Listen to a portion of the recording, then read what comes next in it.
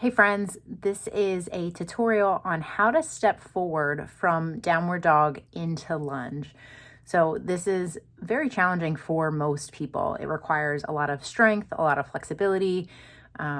So if you can't do it, you are not alone for sure. I know when I first started practicing yoga, I could not do it, but built the strength and the flexibility in which I can do it on most days. So that is most important. If it's not available, it's no judgment of you or your body. It is very, very challenging. It requires a lot of hip flexibility, knee flexion, shoulder strength, all the above. All right, so enough of the preamble. A couple of things that you can do is, so if you're in your downward dog and you start to press your hands into the mat, when you lift your right leg, say, or left leg, whatever one, to the sky, start to bring your knee into your chest and start to engage your belly. So before you're even engaging your shoulders more than the downward dog, start to really squeeze. Next step is to lift the left heel high and round. So now you're engaging through the shoulders, really pressing the mat away. And then as you press the mat away and start to glide forward, hands press into the mat, real strong hands pressing. Belly engage, really pull the knee to the chest. Now don't lose the hand strength, press into the mat and glide forward. From here, a lot of times what I have to do is kind of lift onto my fingertips, which can be even more challenging for some folks depending on where you're at, but that helps give me a little bit more space to then step forward. For some of us, if you start to lift your hand off, you really might start to sink into your shoulder.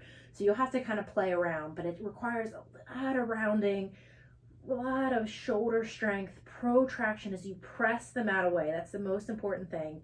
Lifting the left heel high as the right knee to your chest, round, round, round, and then step. A lot of times if you step short, that's all right. Just use your hand to help kind of move it forward. Not a big deal. You'll see me do that sometimes as well. So that's kind of one option. Get as far as you can using the strength and then come forward. Another option here is to lift, same principle. So you're still using the strength of the hands into the mat, really press the mat away, really round and dome through the spine, belly in, left heel high. And then this time, if you want to try stepping to the outside of the hand, so that might, if you have less mobility in the hip, stepping to the outside and then wiggle walking that foot towards the center and then bringing the right hand to the outside of the right foot.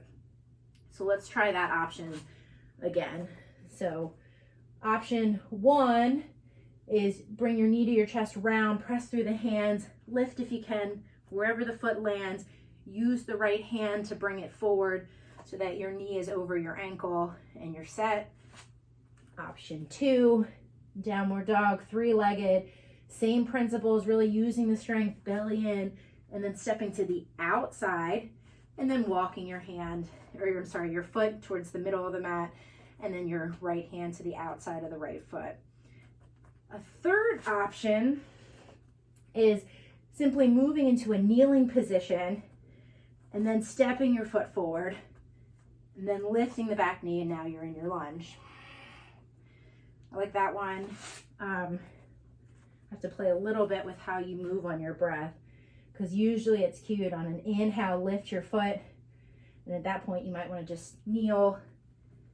Exhale, step it forward. And then inhale, lift the left knee, lift the heart, and now you're in your lunge.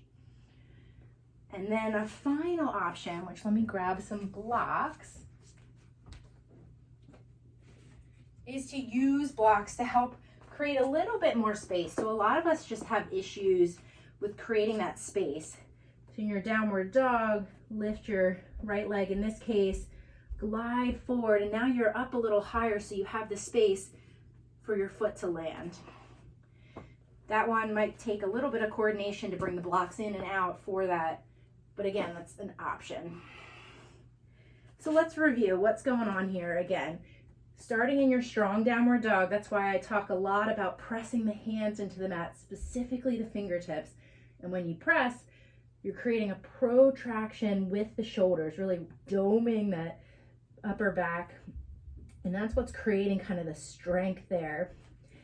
A lot of us might just need to stop and build strength there before they can even move. And then lift the right leg.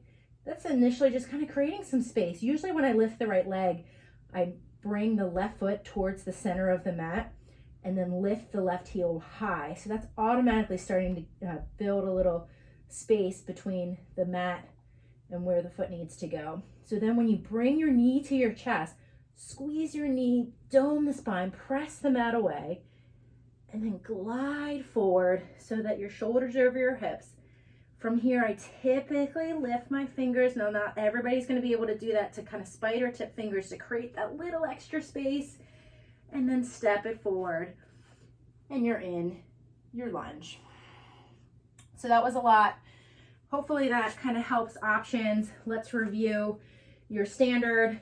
Bring it forward wherever the foot lands. Use your hand to help get it into that lunge position. Second option, lift. Come to the outside of the right hand and then wiggle walk the foot towards the center so you're in your lunge. Third option is to kneel and then step it forward and then lift. And the last option is to use those blocks, help create some space. Lift, knee to chest, round, and then plant the foot and you're in your lunge. All right, let me know what questions you have. Like I said, very challenging for most all of us. Namaste.